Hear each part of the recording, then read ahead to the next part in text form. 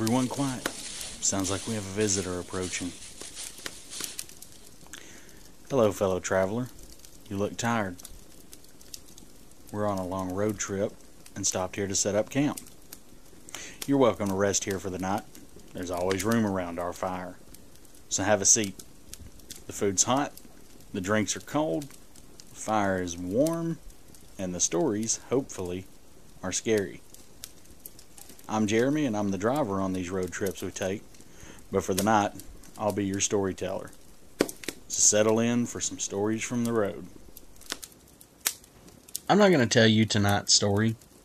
I'm just going to start in on it. You'll probably recognize it pretty quickly.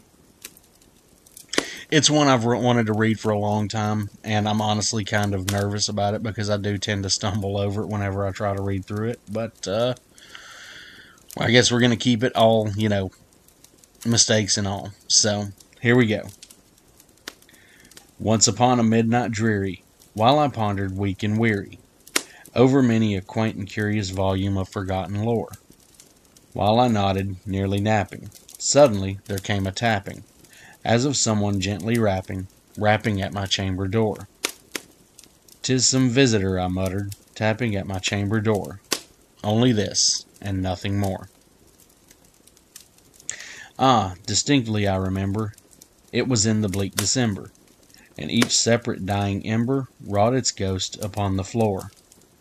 Eagerly I wished the morrow, vainly I had sought to borrow from my books surcease of sorrow, sorrow for the lost Lenore, for the rare and radiant maiden whom the angels name Lenore, nameless here, forevermore. And the silken, sad, uncertain rustling of each purple curtain thrilled me, filled me with fantastic terrors never felt before. So that now, to still the beating of my heart, I stood repeating, "'Tis some visitor, entreating entrance at my chamber door. Some late visitor, entreating entrance at my chamber door. This is it, and nothing more." Presently my soul grew stronger, hesitating, then no longer. "Sir," I said, "or madam, truly your forgiveness I implore. But the fact is, I was napping, and so you gently came rapping, and so faintly you came tapping at my chamber door, that I scarce was sure I heard you. Here I opened wide the door. Darkness there, and nothing more." Deep into the darkness peering, long I stood there, wondering, fearing, doubting, dreaming, dreams no mortals ever dared to dream before. But the silence was unbroken, and the stillness gave no token, and the only word there spoken was the whispered word, "Lenore?" This I whispered, and an echo murmured back the word, "Lenore." Merely this, and nothing more. Back into the chamber turning, all my soul within me burning. Soon again I heard a tapping, something louder than before. "Surely," I said, "surely that is something at my window lattice. Let me see, then, what there it is, and this mystery explore. Let my heart be still a moment, and this mystery explore. 'Tis the wind, and nothing more." Open here I flung the shutter, when with many a flirt and flutter, in there stepped a stately raven of the saintly days of yore. Not the least obeisance made he, not a minute stopped or stayed he, but with mine of lord or lady, perched above my chamber door, perched upon a bust of Pallas, just above my chamber door, perched and sat, nothing more. Then this ebony bird, beguiling my sad fancy into smiling, by the grave and stern decorum of the countenance it wore. "Though thy crest be shorn and shaven, thou," I said, "art sure no craven, ghastly, grim, and ancient raven, wandering from the nightly shore. Tell me what the lordly name is on the night's Plutonian shore." Plutonian shore, Quoth the raven, "Nevermore." Much I marveled this ungainly fowl to hear discourse so plainly, though its answer little meaning, little relevancy bore, for we cannot help agreeing that no living human being ever yet was blessed with seeing bird above his chamber door, bird or beast upon the sculptured bust above his chamber door, with such a name as Nevermore. But the raven, sitting lonely on that placid bust, spoke only that one word, as if his soul in that one word he did outpour. Nothing further than he uttered. Nothing further than he uttered. Not a feather than he fluttered.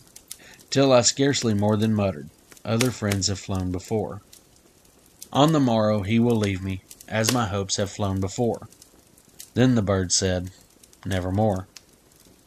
Startled at the stillness broken by reply so aptly spoken. Doubtless, said I, what it utters is only stock and store, caught from some unhappy master whom unmercifully disaster followed fast and followed faster, till his songs one burden bore, till the dirges of his hope that melancholy burden bore of nevermore.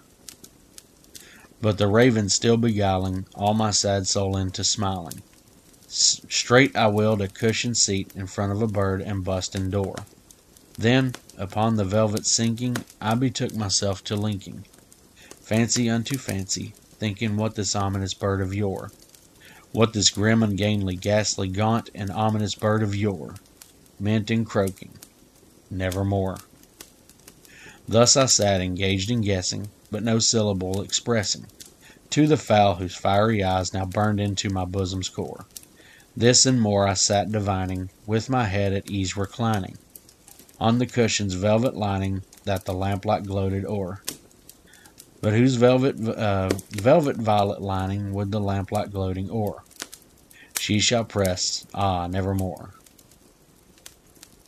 Then, methought, the air grew denser, perfumed from an unseen censer, swung by seraphim whose footfalls tinkled on the tufted floor.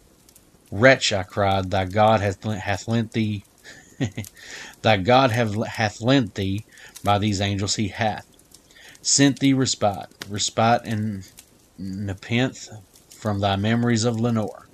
Quaff, oh quaff this kind nepenthe, and forget this lost Lenore. Quoth the raven, Nevermore. Prophet, said I, thing of evil, prophet still, if bird or devil, whether tempter sent, or whether tempest tossed thee here ashore, desolate, yet all undaunted, on this desert land enchanted, on this home by horror haunted, tell me truly, I implore, is there balm in Gilead? Tell me, I implore. Quoth the raven, Nevermore. Prophet, said I, thing of evil, prophet still, if bird or devil, by that heaven that bends above us, by that God we both adore, tell this soul with sorrow laden, if within the distant Aidenn it shall clasp a sainted maiden whom the angels name Lenore. Clasp a rare and radiant maiden, maiden whom the angels name Lenore. Quoth the raven, Nevermore. Be that word our sign of parting. Bird or fiend, I shrieked up starting. Get thee back into the tempest and the night's Plutonian shore. Leave no black plume as token of that lie that thy soul hath spoken. Leave my loneliness unbroken. Quit the bust above my door. Take thy beak out from my heart, and take thy form off of my door. Quoth the raven, Nevermore.